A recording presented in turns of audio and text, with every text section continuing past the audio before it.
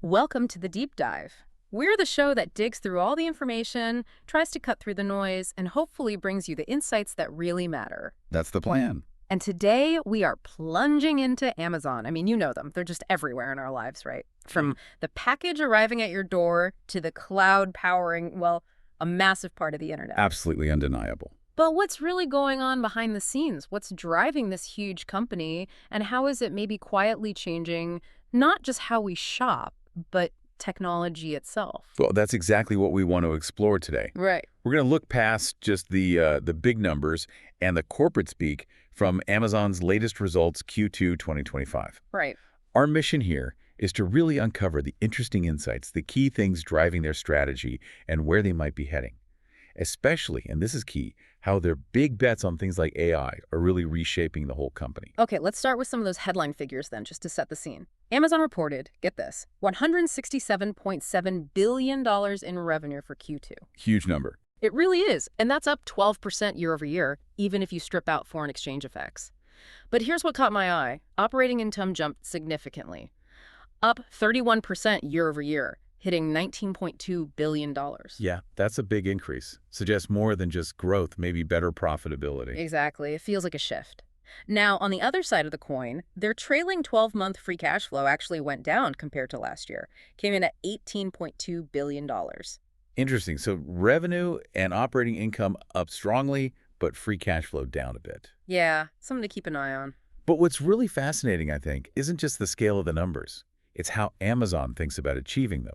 They have this core philosophy. The inputs versus outputs thing? Precisely. They don't obsess over the outputs like revenue or margin directly. Instead, they focus like a laser on the inputs, the things they can actually control day to day that drive those results. Right. That's such a core Amazon principle. So for their massive online stores business, what are those key inputs they're constantly working on? For stores, it really comes down to three main things. Their foundational pillars: selection, low prices, and delivery speed. Selection, price, speed. Got it. That's the framework. It guides pretty much everything they do in retail. So let's start our deep dive there. Okay, selection. I remember, there was a time when some big brands weren't easy to find on Amazon. That seems to be changing quite a bit. It really is. Take Nike, for example. Their stuff is back on Amazon's main retail site. That was something customers asked for a lot. Yeah, that's a big one. And it definitely signals they're serious about broadening that selection. It's not just Nike either. They've been adding a whole bunch of other premium brands. Nice.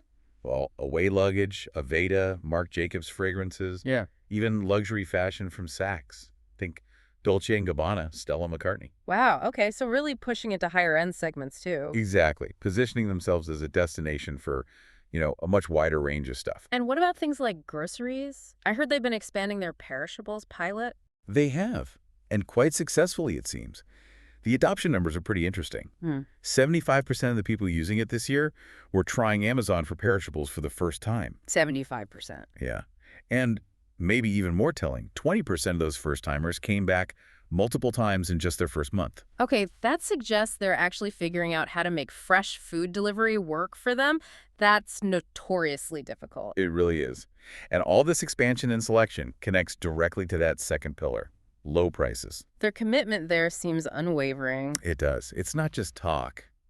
There's a research firm, Profitero, that's named Amazon, the lowest priced U.S. retailer for 8 years running now. 8 years in this market. That's impressive. It's a heck of a streak. And it feels like everyday essentials are a big part of that strategy, right? I saw those products actually grew faster than the rest of the business globally. That's right. They represented 1 out of every 3 items sold worldwide. 1 in 3. That just shows how embedded they are in, daily household shopping. Totally. Now, sticking with prices, we should probably touch on tariffs. There's been a lot of noise about that. Yeah, expecting prices to jump, demand to fall. Right. But what Amazon reported is, well, pretty surprising. So far, in the first half of this year, they haven't seen demand drop off, nor have prices really gone up significantly on their site because of tariffs. That kind of goes against the grain of what a lot of people expected. What about looking forward, though? The uncertainty. Who pays if costs do go up later? That's still the big question, isn't it? It's really hard to predict where tariffs, especially on goods from China, are going to land. True. But Here's where Amazon's model gives customers an edge. Ah. They have this massive marketplace with over 2 million sellers. Right, the third-party sellers. Exactly. And those sellers all have different ways of managing costs.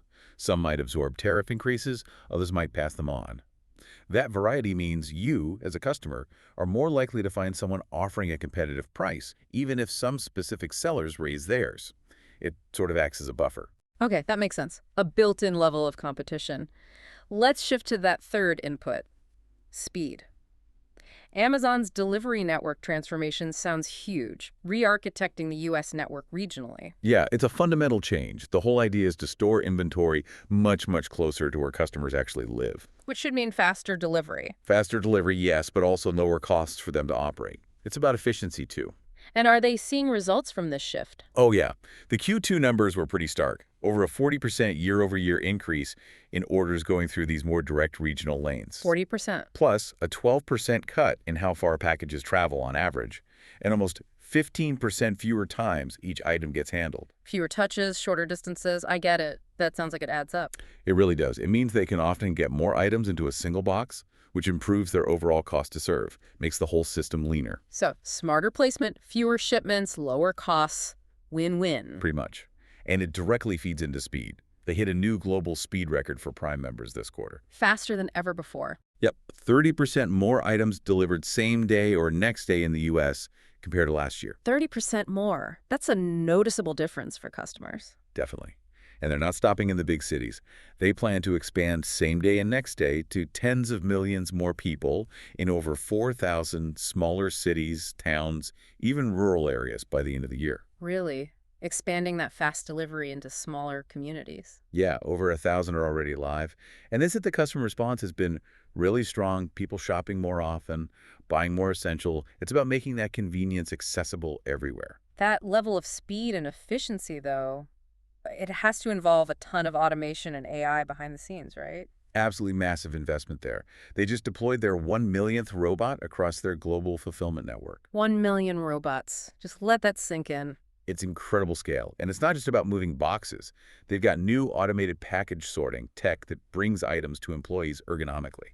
But where does the AI really flex its muscles beyond just the physical robots? Okay, a great example is something called Deep Fleet AI. Think of it like a super smart air traffic control system, but for robots in the warehouse. Okay. It coordinates all the robot movements, figures out the best paths, avoids traffic jams, and they say it improves robot travel efficiency by 10%. 10% might not sound huge, but across 1 million robots. Exactly. It adds up to faster deliveries, lower costs, and, importantly, it makes things safer for their human team members by letting robots handle more of the heavy lifting or awkward movements. And I heard about a new robot, Vulcan.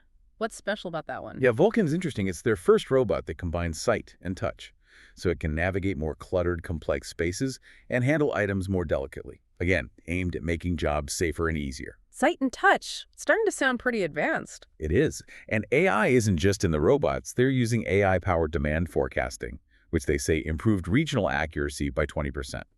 That helps get inventory in the right place to begin with. So it all connects back to that regional network strategy. Precisely. And they basically said the combination of robotics and generative AI is really just getting started. Expect big things in the next few years. All this focus clearly worked for Prime Day. Another record breaker. Biggest ever, apparently. Record sales, record items sold, record number of new Prime signups. And good for sellers, too, I heard. Yeah, especially independent sellers, mostly small and medium businesses. They had their best Prime Day sales ever. Customers saved billions. Sellers did well. Seems like a success all around. Okay, let's pivot from the physical world of boxes and robots to the digital realm of advertising. Amazon Ads is becoming a serious powerhouse. No kidding. $15.7 billion in revenue just in Q2. That's up 22% year over year. It's a major growth engine for them. And their reach is huge, right? Across their own sites and beyond. Massive reach. In the U.S. alone, they figure their ad-supported audience averages over 300 million people. That's across Amazon itself, Prime Video, Twitch, Fire TV, their live sports, plus third-party websites and apps. Okay, you mentioned the Amazon DSP, the demand-side platform. Can you break that down a bit? What is it, really? Sure. Think of the DSP as Amazon's tool that lets advertisers use Amazon's insights, all that data about what people browse and buy, to place ads not just on Amazon, but across a huge network of other websites and apps too. Ah, okay. So using Amazon Smarts to advertise elsewhere online. Exactly. And when they say full funnel, it just means advertisers can reach you whether you're just starting to think about a product or you're ready to buy. And those trillions of signals and secure clean rooms, that's about using all that shopping data smartly and securely to make ads really relevant and effective without compromising privacy. Got it. And they've made some big partnership moves lately. That Roku deal sounds like a very big deal for TV advertising. It's huge. It gives advertisers using Amazon's DSP exclusive access to Roku's 80 million connected TV households. That's the biggest authenticated audience like that in the US. It's basically bringing digital-style precision to traditional TV ads. A giant leap, as they put it. Pretty much. And they also integrated with Disney's Ad Exchange. So advertisers can now directly buy space on Disney plus ESPN, Hulu through Amazon using insights from both companies. So it's not just about selling ad space anymore. It's the whole package, the content, the tech, the data, the measurement. That's the value proposition. Strong relevance for us as consumers, hopefully, and better ROI for the brands. Now, the other giant in the room, AWS, Amazon Web Services, the cloud engine, still growing incredibly fast. Absolutely. $30.9 billion in revenue for AWS in Q2, up 17.5% year over year. That puts them on track for what, over $123 billion annual run rate now? Just staggering numbers and significantly larger than competitors, right? Yeah, their cloud business is considerably bigger. And interestingly, they mentioned that for generative AI services specifically, they currently have more demand than supply. Wow. Everyone wants in on AI, it seems. That's the message. And you see it in their new customer wins, too. Yeah. Big names signing up or expanding with AWS. Like who? PepsiCo, Airbnb, Peloton, NASDAQ, London Stock Exchange, Nissan, GitLab, SAP, Warner Brothers Discovery, 12 Labs, FICO, Iberia Airlines, SK Telecom, NatWest. It's a long list across many industries. Definitely shows continued trust from major enterprises. And their AI strategy within AWS is pretty layered. They think about it in 3 levels, starting right down at the hardware. Right, the chips. They're building their own, aren't they? Trainium. They are. Trainium 2 is their custom AI chip, designed specifically for training these massive AI models. It's landing in bigger volumes now. And it powers things like Anthropic's models. Yep, Anthropic's latest models. And it's a key part of Amazon Bedrock. The big claim is 30–40% better price performance compared to other GPU options for that training workload. Better performance for less cost, that's compelling. Definitely. And they're already working on Trainium 3, but they're also partnering. They launched instances using NVIDIA's latest Grace Blackwell superchips too, so building their own and offering the best from partners. Covering all bases. Okay, so that's the hardware layer. What's the middle layer about? The middle layer is focused on the AI models themselves and the tools developers need to actually use them and build with them. Like Amazon Bedrock. Exactly. Bedrock adoption is strong. It lets companies easily access different foundation models. Anthropic's Claude 4 is apparently the fastest growing model on there right now. Amazon's own Nova model is second most popular. And they mentioned customers struggling with building AI agents. Yeah, that seems to be a key bottleneck. Companies want to build these automated agents, but they lack the right tools to do it easily and securely. So what's Amazon doing about that? 2 things mainly. First, Strands. It's an open source tool, kind of like a starter kit, to make building agents much simpler. It's getting tractions, lots of downloads, GitHub stars. Making it easier for developers. Right. And then there's Agent Core. They're calling it the industry's first secure serverless runtime for agents. Okay, translate that for me. Secure serverless runtime. Basically, think of Agent Core as the secure, managed environment where these AI agents can actually run reliably inside a large company. It handles all the complicated plumbing, security, identity, memory, making sure the agent responds correctly, whether it's a quick task or a long-running one. It takes away a lot of the complexity for businesses deploying these things at scale. Got it. So Strands helps build them, Agent Core helps run them securely. What about the top layer, the actual application? Yeah, the top layer is where you see AI directly solving business problems, like AWS Transform. What does Transform do? It's an AWS agent designed for big IT modernization projects. It can dramatically cut the time it takes to move off old mainframe systems, think years down to months. Wow, that's huge for big companies stuck on legacy systems. Yes. It also speeds up moving from VMware to AWS's cloud, EC2, by up to 80 times faster, apparently. and helps migrate .NET applications from Windows to Linux, which can save a lot on licensing costs. So real, tangible benefits for IT departments. Definitely. And then there's Kuro. That's their new coding agent. The one with vibe coding. I saw that phrase. What is that? Yeah, Kuro's generating a lot of buzz. Hundreds of thousands of developers are using it or want access. Vibe coding is, well, instead of writing every line of code, you basically chat with Kuro in natural language. Like tell it what you want the code to do. Exactly. Describe the feature. Hey, build me a login page that does X, Y, and Z, and Kuro generates the code. You can go back and forth, refine it. It's like having a super smart coding partner. That sounds incredibly powerful for speeding up development. It really could be. Kuro also helps create and update documentation automatically, which developers often hate doing.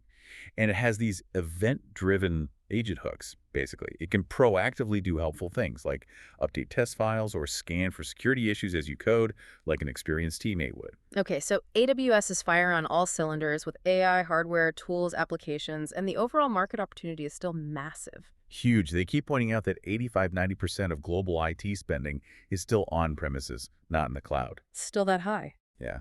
And the expectation is that will flip over the next 10–15 years. AI is just pouring fuel on that fire, accelerating the shift to the cloud. AWS believes their broad functionality, security, and experience give them a big advantage in capturing that shift. Now, about those AWS margins, they dipped a bit in Q2 compared to Q1. Why was that? Right, down from around 39.5% to 32.9%. They said it was mainly three things: seasonal costs related to stock compensation, higher depreciation because they're spending so much on building out data centers and buying equipment. The CapEx investments. Exactly. And also some unfavorable foreign exchange rates. But the key message was, expect margins to fluctuate. They are deliberately investing very heavily right now in chips, data centers, power, all to capture this massive AI opportunity. So the lower margin isn't necessarily a red flag, it's the cost of investing for future growth. That's how they're positioning it. They see a huge prize in generative AI, and they're spending aggressively to win it. Are they still facing bottlenecks in building all this out? Capacity constraints? They are. The biggest hurdle right now is getting enough power for all these new data centers. Then it's chips and other components. Power. Interesting. Yeah. They don't expect it to be solved overnight, but they're optimistic it will get better each quarter as more capacity comes online. And a sign of future business, the AWS backlog. $195 billion. That's the value of signed contracts for future work, and it's up 25% year over year. So demand clearly isn't slowing down. Okay, moving beyond the core retail and AWS businesses, Yeah. What else is cooking at Amazon? Alexa Plus. Yeah, the next-gen Alexa, powered by generative AI, it's rolling out in early access to millions in the U.S. now. And the feedback. They said very positive. People are apparently using it for much more expansive things because it's smarter, more capable. It can handle more complex requests via natural conversation, music, video, smart home, shopping. Makes sense. A truly conversational AI in the home could be powerful. Any talk of monetization? There is. It's currently free for Prime members, $19.99 a month for non-Prime, but they definitely see potential for advertising and maybe future subscription tiers as it gets more capable. Interesting. And Project Typer, the satellite internet project. Right. Their low Earth orbit constellation. The goal is broadband for the, 500 million households globally that still don't have reliable internet. Ambitious goal. How's it progressing? 3 successful launches so far. They expect to offer really competitive performance, good speeds both down and up, and compelling pricing. And who are the target customers? Consumers, definitely, but also enterprise and government sectors. And the tie-in with AWS is a big selling point: seamless connection for data analysis, AI, etc., from anywhere via Kuiper. They mentioned an impressive number of enterprise and government deals signed even before the service is fully launched. Building demand early. Okay, what about entertainment? Prime Video. Live sports seem to be a focus. Their NASCAR coverage is apparently pulling in around 2 million viewers per race, and crucially, attracting the youngest audience NASCAR has seen in over a decade. Bringing in new viewers. That's key for sports league. Definitely. And they announced their broadcast team for their first NBA season coming up. It's a star-studded lineup. Oh, yeah. Who's on the list? Iron Eagle, Stan Van Gundy, Kevin Harlan, Dwayne Wade, Taylor Rooks, Blake Griffin, Dirk Nowitzki, Steve Nash, Candace Parker. Pretty stacked. Wow, they're not messing around. Big names. Nope. And on the movie side, Denis Villeneuve, Dune, Arrival, he's directed the next James Bond film for them. Villeneuve doing Bond. Okay, that's intriguing. Big move. And one last quick mention, Amazon Pharmacy. quietly growing very fast, up 50% year over year so far this year, off an already large base. Healthcare is definitely another area they're pushing into. Okay, so looking ahead, what's the guidance for Q3? They're projecting net sales between $174.0 billion and $179.5 billion. That would be growth of 10–13% year over year. Solid growth continuing, and operating income. Expected between $15.5 billion and $20.5 billion, so potentially another strong quarter there too. And they said this guidance considers Q2, current trends, the macro environment, including tariffs, but they still sound pretty positive. Cautiously optimistic was the phrase, and they brought it right back to their core philosophy, focusing relentlessly on those inputs they control: price, selection, convenience. That's what gives them confidence. Stick to the playbook. Makes sense. It seems to be working for them. So, wrapping this all up, what does this deep dive tell us?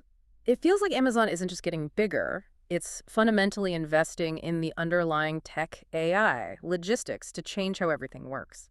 I think that's right. It's about weaving that technology into every part of the business to make things faster, smarter, more efficient, more accessible, from getting your package to the cloud services businesses rely on to maybe even how you talk to your home devices. They're really doubling down on becoming this foundational layer for, well, a lot of things. It's definitely an ambitious play, architecting the future across multiple fronts. Okay, so here's something to think about. Considering this aggressive push into generative AI everywhere, retail, AWS, Alexa, what really stands out to YU, how might these incredibly fast advancing AI technologies fundamentally reshape not just our shopping habits, but how we work, how we interact with technology daily, maybe even how we get essential services in the coming years? Is Amazon positioning itself to be the indispensable AI layer for modern life, or could this huge bet create entirely new kinds of challenges they haven't even foreseen yet?